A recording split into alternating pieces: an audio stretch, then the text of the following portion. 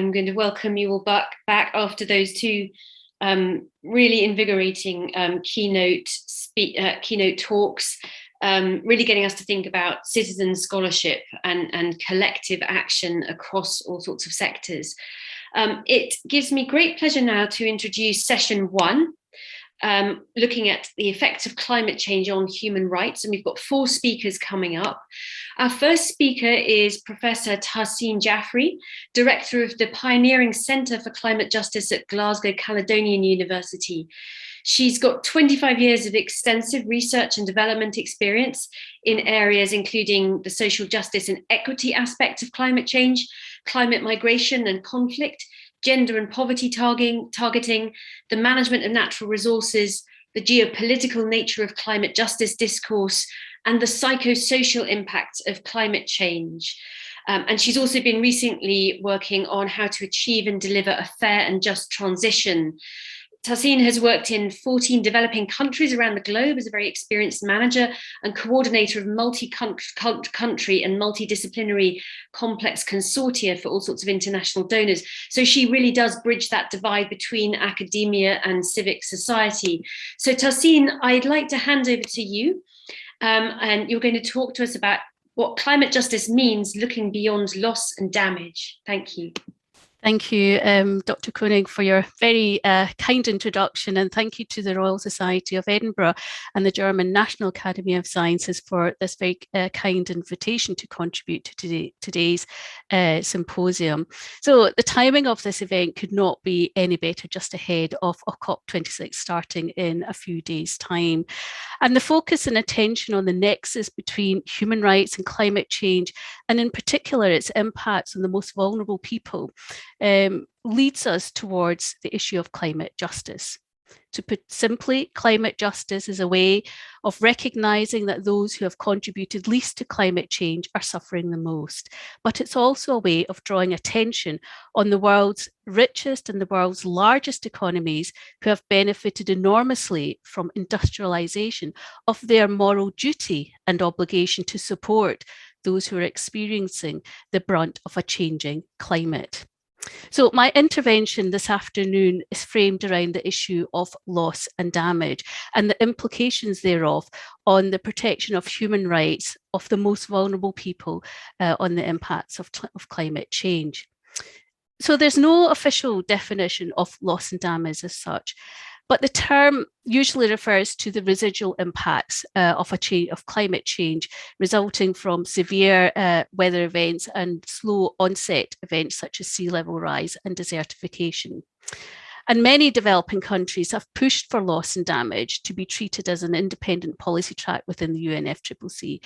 And they've also highlighted the need for financial support and compensation for the historical responsibility of developed countries. Needless to say that industrialised nations have strongly opposed framing loss and damage in terms of liability and compensation. So in the absence of an international solution to this issue, many governments in vulnerable countries have started developing their own mechanisms for loss and damage. Bangladesh, for example, is already setting aside contingency funds for climate-related disasters, and it's now even considering the development of a dedicated loss and damage mechanism. So how does all this relate to the protection of people's human rights? And my thinking goes like this. Since 1980, the world has seen an 80% increase in climate-related disasters. And there's no doubt that those disasters are disproportionately affecting the poorest. The significant loss and damage to shelter, livestock, food, basic provisions, including access to water, the resultant impacts have left people distraught and broken. Our research suggests that women in particular are more at risk of gender-based violence associated with climate change. Post-traumatic stress disorders are often linked to both fast and slow-moving climate change disasters. The loss of ancestral homes and land, loss of identity due to having to migrate or being displaced due to climate change, and people committing suicide, particularly young people in the global north now, as we're hearing a lot of now, because of the feelings of not being able to cope with and adapt to what may lie ahead in terms of changing landscapes. The issue of our ability to quantify and measure these impacts is very real.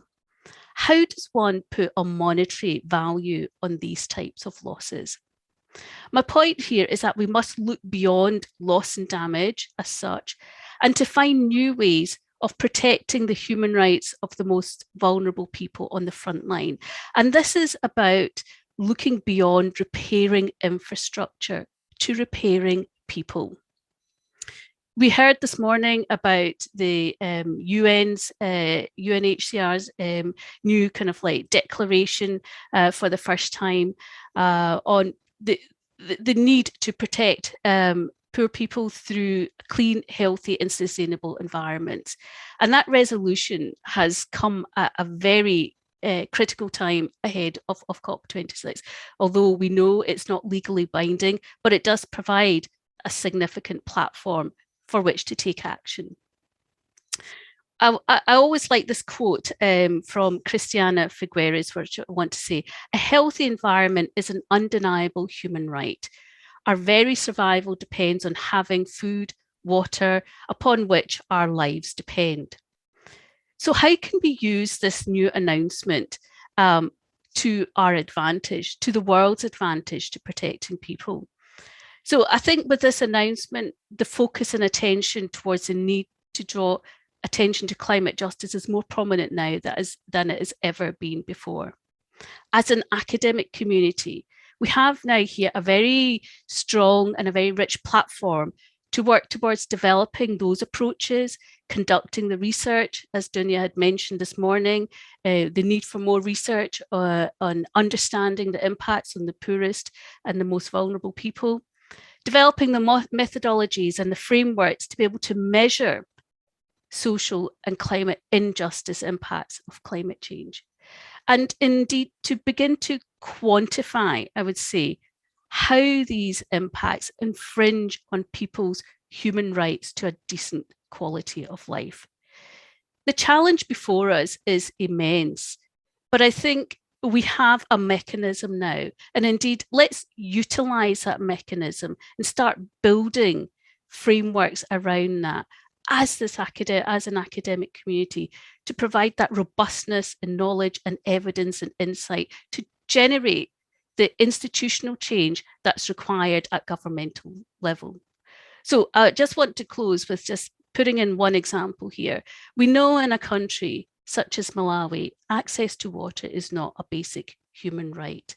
So let's utilize this new announcement by the UNHCR to provide that robustness, provide that insight, and support governments in many countries around the world to be able to a step change to making the lives of the poorest people a lot better and a lot healthier and a lot safer. So with that, I just want to say thanks again for this very kind invitation, and I look forward to the further discussions ahead.